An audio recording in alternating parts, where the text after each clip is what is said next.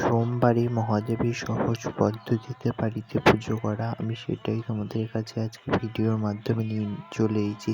তোমরা যে এখান থেকে ভিডিওটা দেখছো, আশা করি ভালো লাগবে। গোটা ভিডিওটা দেখো তোমরা। প্রথমেই মহাদেবের মাথায় জল ঢেলে নেবো, তারপরে একটা রজনীগন্ধার মালা পরিয়ে নেবো।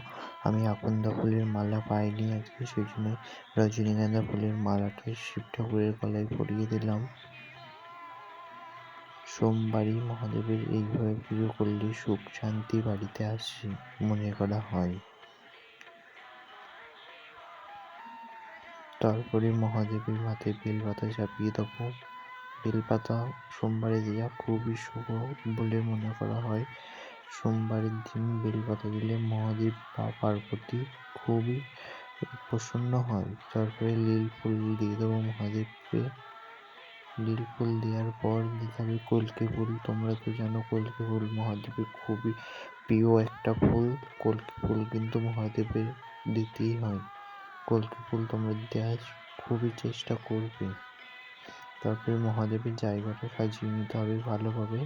সাজানোর পর মহাদেবের মাথায় আবার জল ঢালতে হবে এই মন্ত্র বলে, ওং মহাদেবাং নমঃ, ওং মহাদেবাং নমঃ, ওং মহাদেবাং নমঃ।